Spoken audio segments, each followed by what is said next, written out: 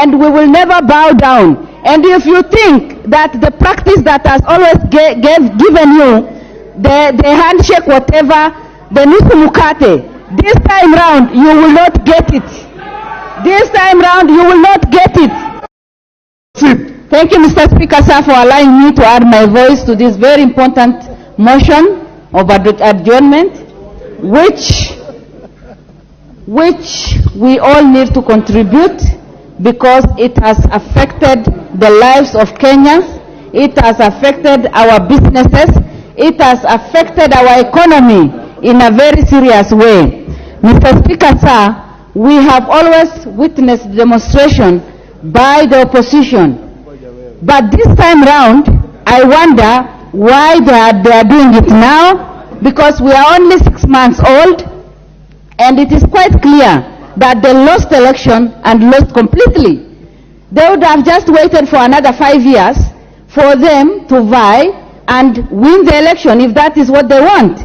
But this time, our government and our president is working so hard to recover and to revive the economy that was destroyed in their hands. Today, when they call people to demonstrate in your regime, under the handshake regime, which you participated fully, everybody knows that. Everybody knows that. You destroyed our economy. You destroyed everything that Kenya had during that time. The MP for Migori, woman rep, order, please. Order, proceed. You participated in the Uhuru regime. Proceed. So, Mr. Speaker, sir, the demonstration organized was just to destroy our economy, was just to frustrate our government, and I'm here to tell them that our government is strong enough and we will never bow down. And if you think that the practice that has always given you, the handshake, whatever, the nusu mukate, this time round you will not get it. This time round you will not get it. Because we understand, we know very well, during the daytime, they go on the streets, they encourage people to demonstrate, and during the night, they come to us to negotiate. We will never give in.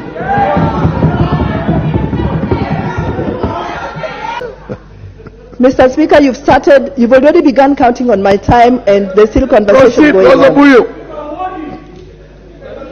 Mr. Speaker, I want to take this a little more seriously. The young man of 20 years, William Wamanje, though from Kisii, is actually a student in Maseno University, which falls within my constituency, Kisumu West. That young boy lost his life, and he did not have to die. Mr. Speaker,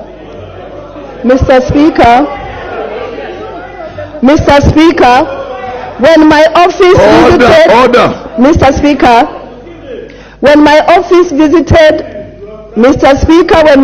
visited the Maseno police station yesterday.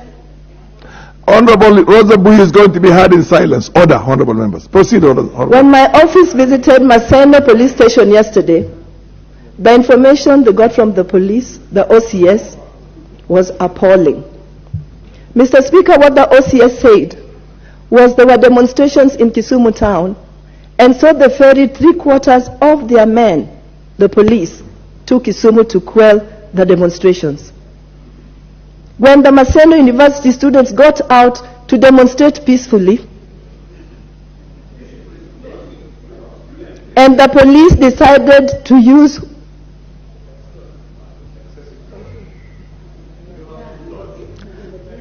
Mr. Speaker, in the long run, what the police said was they had no more tear gas and they had to resort to live bullets. Mr. Speaker, what happened to rubber bullets? Why must you go to a demonstration with live bullets if not with the intention to kill? Mr. Speaker, Article 37 clearly allows every citizen of this country an opportunity to picket and demonstrate if they so wish. Mr. Speaker, the only people who are armed in these demonstrations are the police. Mr. Speaker, Order, honorable members. Honorable Rosa Buyu, let her take her message across. You will have your moment. Don't interject. Mr. Speaker, the motion before us today is worried about nothing else but money. But the demonstrations were not just worried about money. The demonstrations are about people.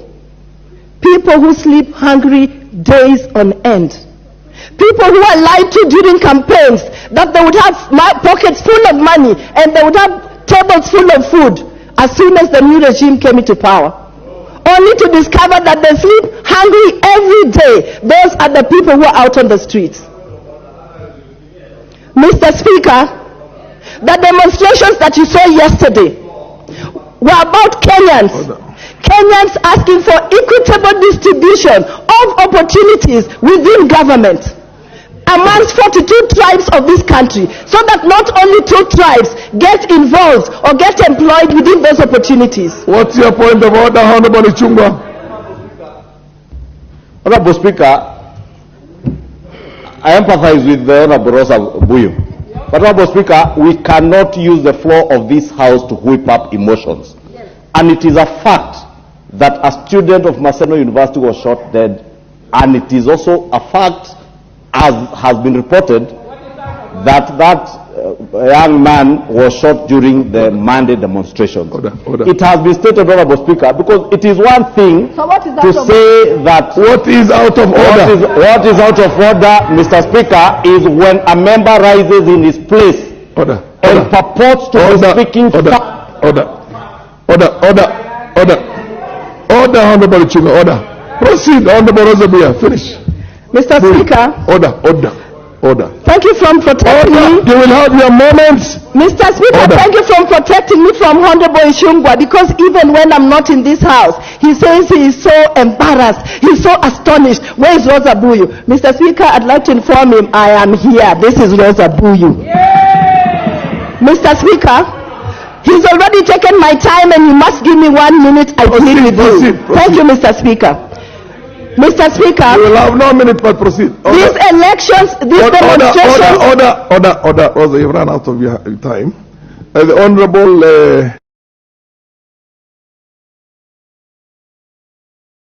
Kaluma.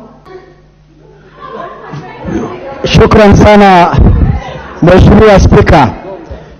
Nimeona hisia tofauti kutoka kwa wabunge. Order. Lakini nataka kwanza kuzungumzia kijana aliyeuawa.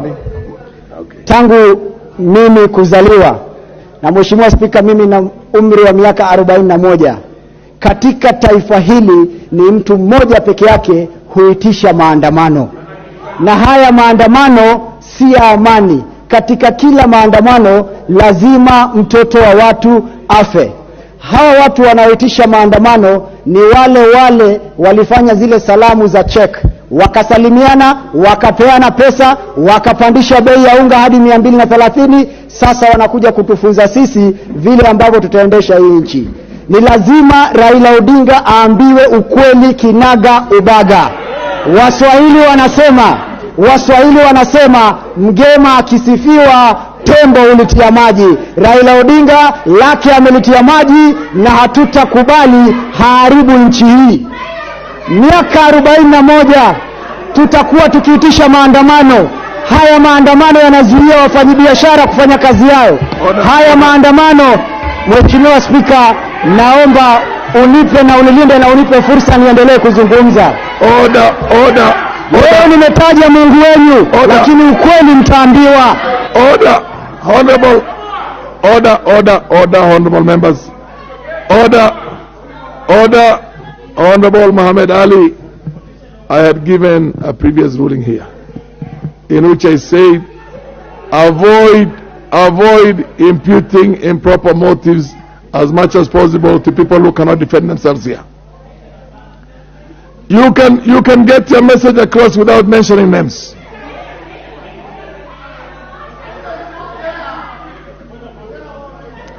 Proceed, Honorable Muhammad Ali. Shukrani sana Mheshimiwa Spika.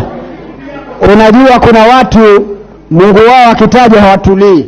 Lakini Mheshimiwa Spika, yale ambayo nataka kusema ni kwamba nchi hii Rais William Ruto ameshika usukani juzi, ni miezi misita, hata mimba haingii, mtoto akazaliwa kwa miezi miwili. Ni lazima mpatie rais aliye mamlakani nafasi ya kuongoza hii nchi.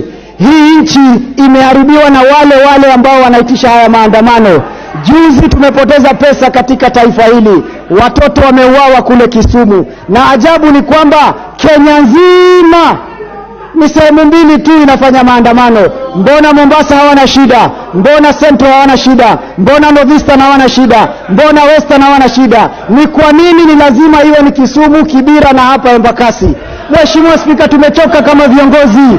Ni lazima hii Kenya iendeshwe katika njia ya haki, katika njia ya kikatiba. Hatutakubali muungano haramu, muungano wa kusumbua wananchi kila siku. Biashara haziwezi fanyika, watu hawezi tembea na amani. Unataka, angalieni Afrika Kusini, wameomba wafanye maandamano. Jifunzeni kutoka kwa wale. Jifunzeni kutoka kwa wale. Sio kuingia barabarani, kupora mali ya watu, kupiga watu, kuumiza watu, alafu mnakuja kusema mtatuongezea maandamano iwe Jumatatu na Alhamisi. Hii nchi iko na serikali, hii nchi iko na Wakenya, hii nchi iko na sheria, na hiyo sheria ni lazima ifuatwe. Hatutakubali tena.